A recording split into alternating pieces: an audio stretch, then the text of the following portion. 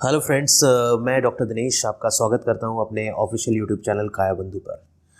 दोस्तों, आज का टॉपिक बहुत ही इंपॉर्टेंट है बिकॉज ये देखने में आया है हर जो फीमेल स्पेशली उनमें हाइपोथायराइडिज्म की प्रॉब्लम बहुत देखने में मिल रही है कि अमूमन पता लगता है कि थोड़ा सा फैट बढ़ रहा है या फिर किसी को प्रेगनेंसी जब हो रही है तो डॉक्टर थायराइड का टेस्ट करा रहे हैं तब हाइपोथायराइडिज्म डिटेक्ट होता है। तो आज हम आपको 10 ऐसे आसन पोजेस के बारे में बताने जा रहे हैं जिसको अगर हम नियमित रूप से करते हैं तो हाइपोथायराइडिज्म की प्रॉब्लम हमारी ज़िंदगी में नहीं आएगी। सबसे पहले मैं बताना चाहता हूँ हाइपोथायराइडिज्म बीमारी क्या होती है। एक हमारा ग्लैंड होता है थायराइड ग्लैंड, जो कि हमारे नेक रीजन में होता है, बटरफ्लाई लाइक स्ट्रक्चर। उसका काम होता है बॉडी में जितने भी क्रियाएं हो रही हैं, मेटाबॉलिज्म हो रहा है, उसको रेगुलेट करना। तो वहाँ से दो हार्मोन T3 और T4 ट्राईआइडोथायरोनिन और टेट्राआइडोथायरोनिन निकलते हैं, जिसका रेगुलेशन ब्रेन से पिट्यूटरी ग्लैंड के थ्रू होता है। वहाँ से एक हार्मोन निकलता है थायराइड स्टिमुलेटिंग हार्मोन। जब ये T3 एंड T4 जो कि हमारे थायराइड ग्लैंड से निकल रहा है, तब जब इसकी मात्रा कम हो जाती है तो TSH जो इसको रेगुलेट कर रहा है उसकी मात्रा बढ़ जाती है। इसी बीमारी को हम लोग हाइपोथायराइडिज्म कहते हैं। अमूमन क्या होता है, जब हम डॉक्टर्स के पास जाते हैं तो ये जो हार्मोन्स की कमी होती है तो डॉक्टर्स बाहर से ये हार्मोन हमको लेने को बोलता है, लेकिन ये कोई रूट कॉज नहीं हुआ ट्रीटमेंट का, क्योंकि जो मूल कारण है वो इसका हाइपो एक्टिवेशन है कि ये हमारा इसकी एक्टिविटी कम हो गई है थायराइड ग्लैंड की। तो इन 10 पोज जो मैं आपको बताने जा रहा हूँ, अगर हम इसको करते हैं तो इसकी एक्टिविटी बढ़ती है। ये उसी तरीके से अगर किसी की कार्य क्षमता कम हो जाती है तो हम 4 कर्मचारी रख दें कि अब आप कोई काम मत कीजिए, ये कर्मचारी आपके काम करेंगे, तो वो उस बंदे की जो एक्टिविटी है वो और इनएक्टिवनेस की तरफ चले जाती है और एक समय पे वो अपनी एक्टिविटी को भूल चुका होता है। सिमिलरली हमारे थायराइड ग्लैंड के संग होता है कि जो T3 एंड T4 नेचुरल रूप में निकलना चाहिए वो हम बाहर से दे रहे हैं उसको हार्मोन्स के फॉर्म में, तो वो उसकी जो एक्टिविटी है, नॉर्मल एक्टिविटी है, वो धीरे धीरे बिल्कुल समाप्त हो जाती है और एक समय पे थायराइड की डोज बढ़ते बढ़ते पहले 50, 75, 100, फिर लगभग अब मैं देख रहा हूँ कि 250 तक लोग ले रहे हैं। तो ये कोई ट्रीटमेंट का तरीका नहीं हुआ। क्यों ना हम अपने थायराइड ग्लैंड को फिर से एक्टिव करके उसकी जो इनएक्टिविटी है उसको ख़त्म करके उसकी एक्टिविटी को बढ़ाएं। तो ये 10 पोज जो मैं अभी आपके सामने रख रहा हूँ और जो हमारे साथ योगाचार्य श्यामभवी जी हैं, ये आज आपको सारे के सारे पोज करके बताएंगे कि किस तरीके से किया जाता है। तो सबसे पहला पोज सर्वांग आसन। तो मैं चाहूँगा कि सर्वांग आसन का पोज आप समझें कि किस तरीके से सर्वांग आसन किया जाता है। जिस तरीके से नाम से ही परिलक्षित है कि सर्वांग आसन यानी कि पूरे जो अंग है उसका आसन, तो ये बहुत ही यूनिक एक तरीका है जिससे हम अपने थायराइड ग्लैंड को एक्टिव कर सकते हैं। मेरी गुजारिश है जिनको कमर की प्रॉब्लम रहती है वो ये आसन ना करें, और जो लोग थोड़े से ओबेज हैं वो ये आसन ना करें, लेकिन बाकी सब लोग कर सकते हैं जिनको स्टार्टिंग हुई है हाइपोथायराइडिज्म के। दूसरा आसन है हल आसन। जैसे कि नाम से ही परिलक्षित हो रहा है कि हल आसन, तो आपने हल देखा होगा जो हमारे किसान भाई चलाते हैं। ये this is a very unique technique कि हम अपने जो थायराइड ग्लैंड है उसको एक्टिव कर सके। अब इसके बाद जो आसन है वो है फिश आसन, फिश पोज, जिसको मत्स्येंद्र आसन भी कहते हैं।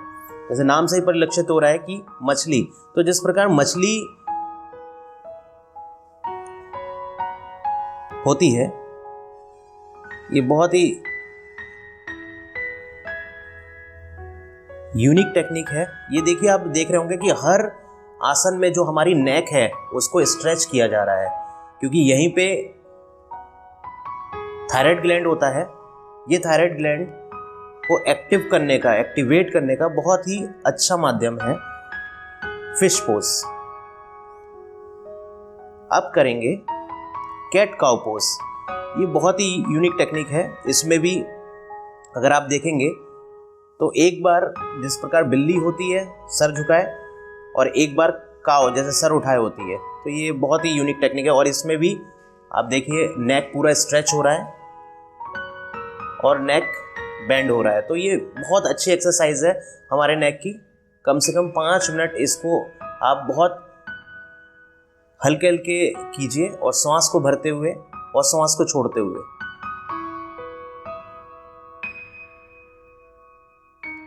अब नेक्स्ट जो पोज है वो भी बहुत इंपॉर्टेंट है, जिसको हम लोग बोलते हैं बोट पोज यानी नौकासन।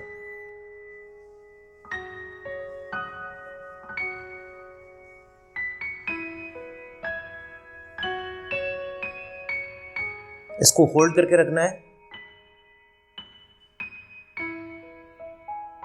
और सांस को भरते हुए और छोड़ते हुए। ये जो टेक्निक है बहुत ही इंपॉर्टेंट है, सांस का बहुत इंपॉर्टेंट रोल रहता है हर आसन में, हर पोज में।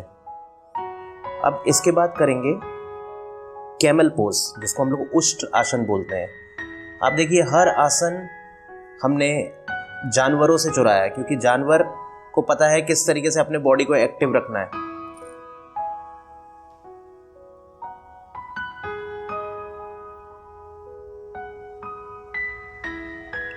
जितनी देर आप होल्ड कर सकते हैं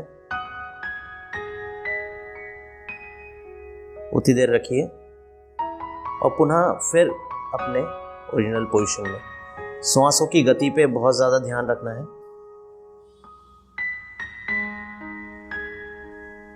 इसको कहते हैं उष्ट्रासन। अब जो नेक्स्ट आसन है उसको हम बोलते हैं कोबरा आसन, यानी कि भुजंगासन, कोबरा पोज।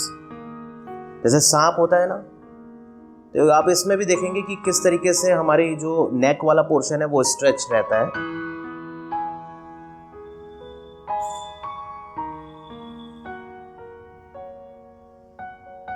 सांस को लेते हुए ऊपर उठना है,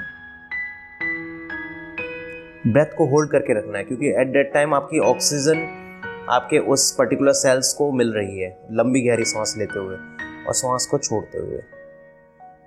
इसका एक कॉम्प्लीमेंट्री भी होता है त्रियक भुजंगासन, उसको भी हम समझेंगे किस तरीके से।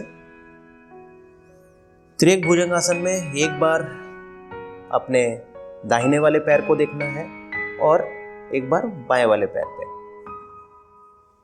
ठीक है।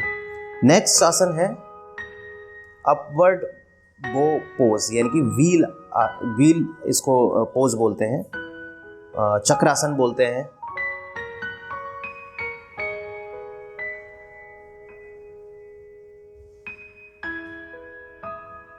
बहुत बढ़िया। ये आसन भी देखिए आप, इसमें आपकी पूरी नेक बेंड होती चली जा रही है। जितनी देर आप होल्ड कर सकते हो उतनी देर होल्ड कीजिए, उसके बाद आप फिर पुनः रिलैक्स पोजीशन में आ जाइए।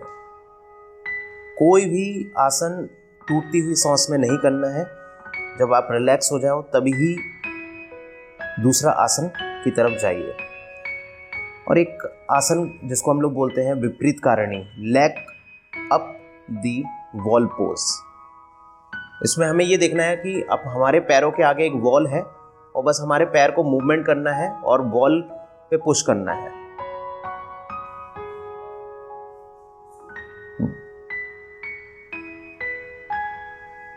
Very good. और एक आखिरी आसन होता है जिसको आप लोग सभी परिचित हैं, जिसको हम लोग बोलते हैं लॉयन पोज, यानी कि सिंहासन। जिस तरीके से सिंह गर्जना करती है उस तरीके से करना है। तो इस तरीके से ये 10 पोजेज हैं जो हमारे योगाचार्य जी ने आपको डिमॉन्स्ट्रेट भी किया। अगर ये 10 पोज आप रेगुलर आधा घंटा सुबह आधा घंटा शाम करते हैं तो आपकी जो थायराइड ग्लैंड जो हाइपो एक्टिवेशन में चली गई है वो पुनः एक्टिवेट हो जाती है और हाइपोथायराइडिज्म की बीमारी से आप मुक्त हो जाते हैं। तो मेरी आप सभी से गुजारिश है कि इन आसनों को आप अपने लाइफ स्टाइल में लेके आइए ताकि ये बीमारी आपको छू ना पाए। Thank you so much friends.